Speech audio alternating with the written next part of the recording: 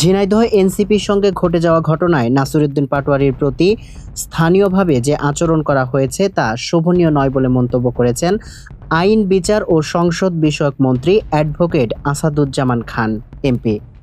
তিনি বলেন, রাজনৈতিক মতপার্থক্য থাকতেই পারে, তবে ব্যক্তিগত বা স্থানীয় পর্যায়ে অশোভন আচরণ কাম্য নয়। সোমবার দুপুরে চুয়াডাঙ্গা সার্কিট হাউসে স্থানীয় বিএনপি নেতৃবৃন্দের সঙ্গে মতবিনিময় সভা শেষে সাংবাদিকদের প্রশ্নের জবাবে তিনি এসব কথা বলেন।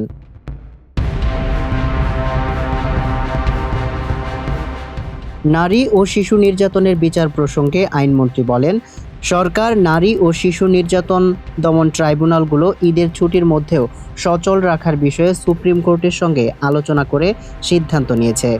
এসব আদালত ছুটির বাইরে কার্যক্রম পরিচালনা করবে, যাতে বিচার দ্রুত সম্পন্ন করা হয়। তিনি বলেন, আগামী ১ জুন থেকে শিশু রামিসা হত্যার বিচার কার্যক্রম শুরু হচ্ছে। ঈদের ছুটির পর প্রথম কার্যদিবসেই বিচার শুরু হবে। এ ঘটনায় ২৪ ঘন্টার মধ্যেই আসামির জবানবন্দি গ্রহণ করা হয়েছে এবং ১ সপ্তাহের মধ্যে চার্জশিট দাখিল সম্পন্ন হয়েছে।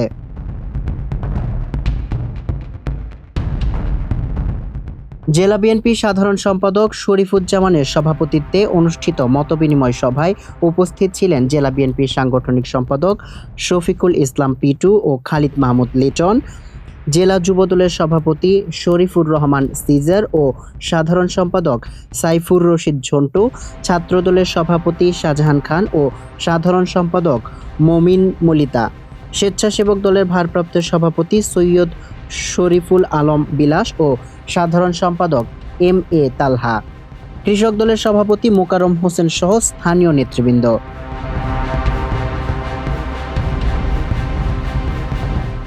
মতবিনিময় সভা শেষে আইনমন্ত্রী চুয়াডাঙ্গার দামুড়হুদা উপজেলার কার্পাসডাঙ্গা মিশনারি মাঠে জাতীয় কবি কাজী নজরুল ইসলামের ১২৭তম জন্মজয়ন্তী উপলক্ষে আয়োজিত ৩ দিনব্যাপী অনুষ্ঠানে সমাপনী পর্বে যোগ দেন। কবির স্মৃতি বিজড়িত ঐতিহ্যবাহী আটচালা ঘর সংলগ্ন মিশনারিজ মাঠে আয়োজিত আলোচনা সভা ও সাংস্কৃতিক অনুষ্ঠানে সভাপতিত্ব করেন চুয়াডাঙ্গা জেলা প্রশাসক লুৎফুন নাহার। অনুষ্ঠানটি সঞ্চালনা করেন চুয়াডাঙ্গা সরকারি কলেজের বাংলা বিভাগের বিভাগীয় প্রধান মুন্সি আবু সাইফ।